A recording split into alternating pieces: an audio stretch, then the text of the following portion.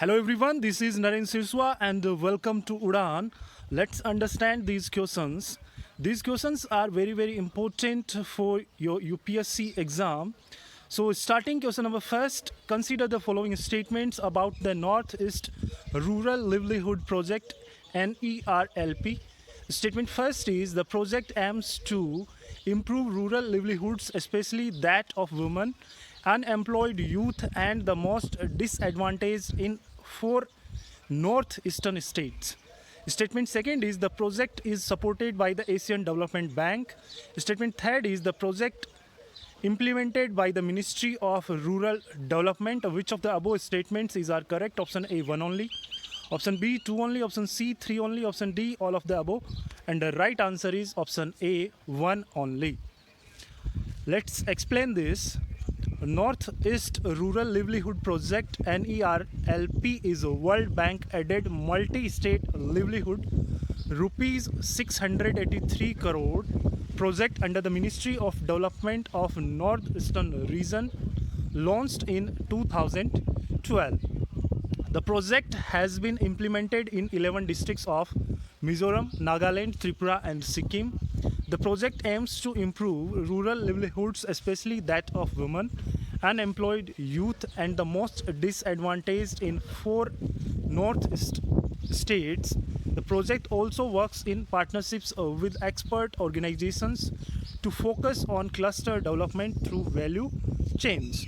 The project has focused on 5 development strategies, namely social empowerment, economic empowerment, partnership development, project management and livelihood and value chain.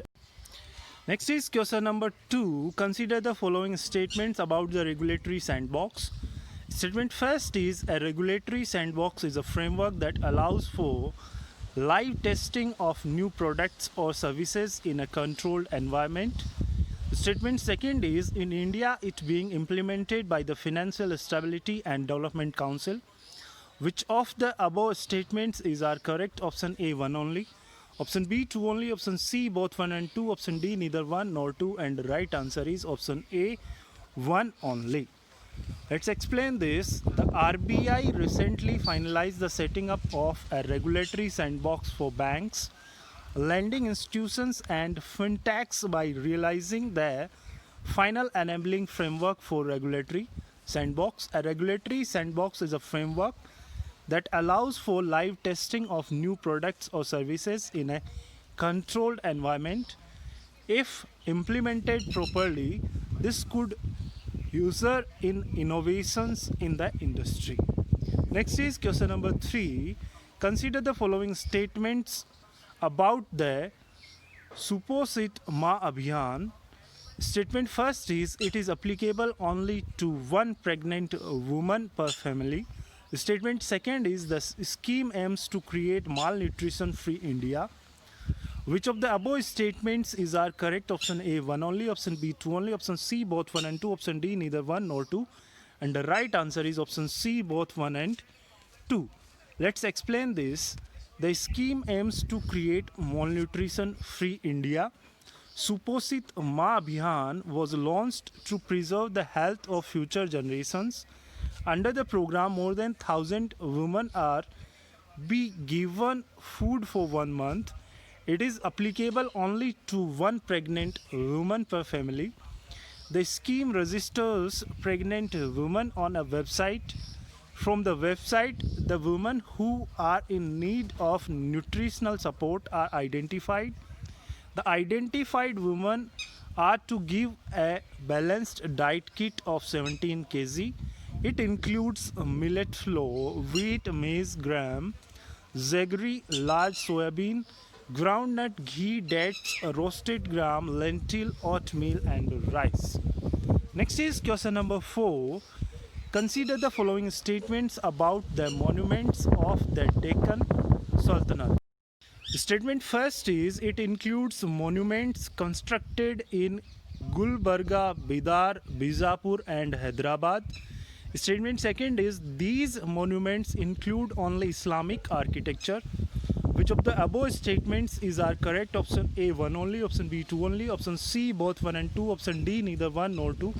and the right answer is option A, one only. Let's explain this. The monuments of Deccan Sultanate is a serial property comprising of four components constitute the most representative, most authentic and best conserved examples of Deccan Sultanate monuments in India.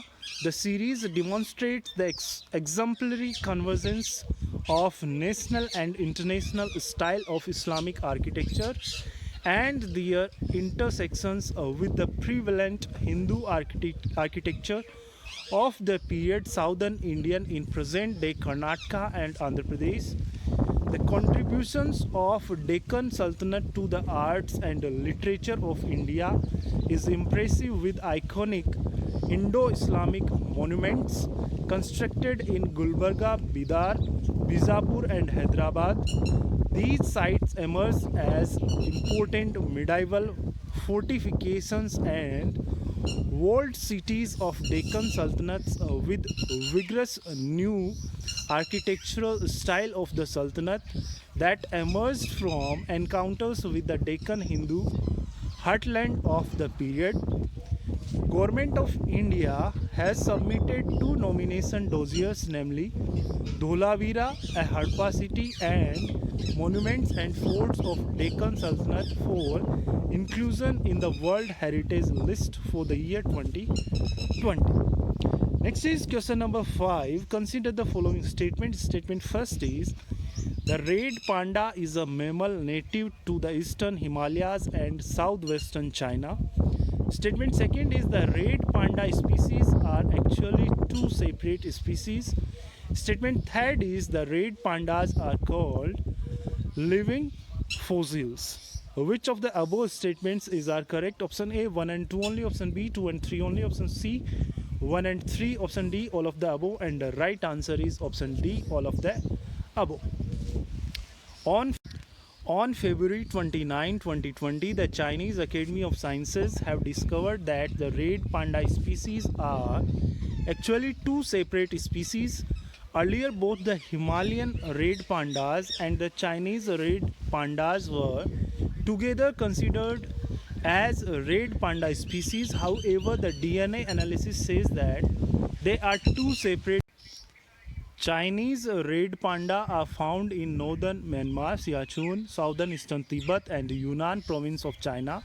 The Himalayan red pandas are found in India, Nepal, Bhutan and southern Tibet. On the whole, there are 10,000 red pandas in the world. Deforestation is the major threat of the red panda species. The red pandas are called living fossils as they are the only living member of the Ailurid mammalian family. The IUCN Red List has categorized red pandas as endangered. Next is question number 6. Consider the following statements about the mission Purvodaya. Statement first is it aims to develop Eastern India as an integrated hub of all economic activities. Statement second is the Ministry of Finance is the nodal ministry. Which of the above statements are correct? Option A, 1 only. Option B, 2 only. Option C, both 1 and 2. Option D, none of the above. And the right answer is none of the above. Option D. Let's explain this. The mission was launched in January 2020. It aims to develop Eastern India as an integrated steel hub. Under the mission, the Government of India aims to generate employment opportunities and aims increase growth of steel sector. This will also help achieve the target of National Steel Policy, which is producing 300 million ton of steel by 2030. Nodal Ministry, Ministry of Steel. Next is question number 7. The Neon project and jetboat Mina were recently in the news. These two are related to option A, artificial intelligence. Option B, gene silencing therapies. Option C, Higgs boson particle. Option D, supercomputing. And the right answer is option A, AI, artificial intelligence. Let's explain this.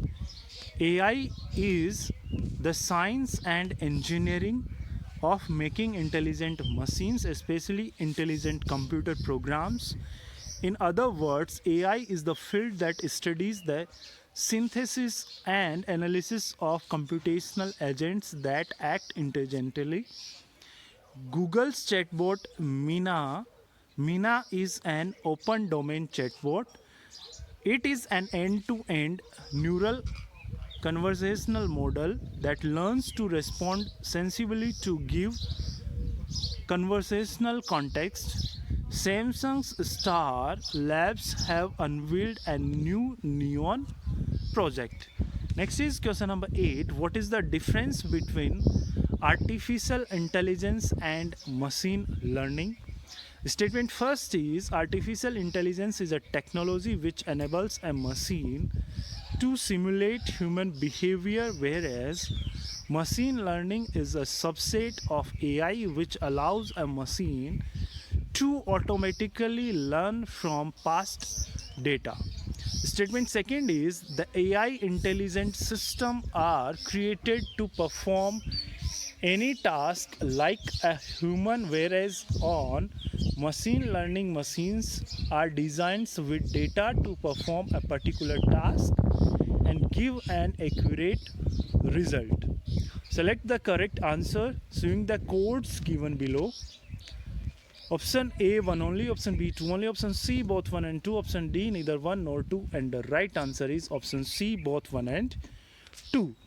Let's explain this difference between artificial intelligence and machine learning. Artificial intelligence is a technology which enables a machine to stimulate human behavior. Machine learning is a subset of artificial intelligence which allows a machine to automatically learn from past data without programming explicitly. The goal of AI to make a smart computer system like humans to solve complex problems. The goal of machine learning is to allow machines to learn from data so that they can give accurate output. In artificial intelligence, we make intelligent systems to perform any task like a human. In machine learning, we teach machines with data to perform a particular task and give an accurate result. Machine learning and deep learning are the two main subsets of AI. Deep learning is a main subset of machine learning. Next is question number 9. Consider the following statements regarding project SURE. Statement first is it is launched by Ministry of Textile. Statement second is it is to move industry towards fashion that contributes to a clean environment. Which of the statements given above is are correct? Option A 1 only, option B 2 only, option C both 1 and 2, option D neither 1 nor 2, and the right answer is option C both 1 and 2. What is Project SURE? The Union Ministry for Textile launched Project SURE industry to move towards fashion that contributes to a clean environment. The project has been launched by the minister along with the Clothing Manufacturers Association of India, United Nations in India, and IMG Reliance. Next is question number 10. Consider the following statements regarding Surakshit Matritva Ashwasan Suman. Statement first is it is launched by Ministry of Women and Child Development. Statement second is the initiative is for zero preventable maternal and newborn deaths. Which of the statements given above is are correct? Option A 1 only, option B 2 only, option C both 1 and 2, option D neither 1 nor 2, and the right answer is option B 2 only. What do you mean by Surakshit Matritva Ashwasan Suman? Suman initiative for zero preventable maternal and newborn deaths. Under it, pregnant women mothers up to 6 months after delivery and all sick newborn will be able to avail free healthcare benefits. The government will also provide free transport from home to health institutions. The pregnant women will also have a zero expense delivery and C-section facility in case of complications at public health facilities. Next is question number 11. Consider the following statements regarding clean energy ministry. Statement first is it is a high level global forum to promote policies and programs that advance clean energy technology only. Statement second is it is a task of international partnership for energy efficiency cooperation. Which of the statements given above is are correct? Option A 1 only, option B 2 only, option C both 1 and 2, option D neither 1 nor 2, and the right answer is option B 2 only. Let's understand this. Clean Energy Ministerial. It is a high-level global forum to promote policies and programs that advance clean energy technology and to encourage the transition to a global clean energy economy. At the United Nations Framework Convention on Climate Change Conference of Parties in the Copenhagen in December 2009, Clean Energy Ministerial meeting was proposed by US Secretary of Energy.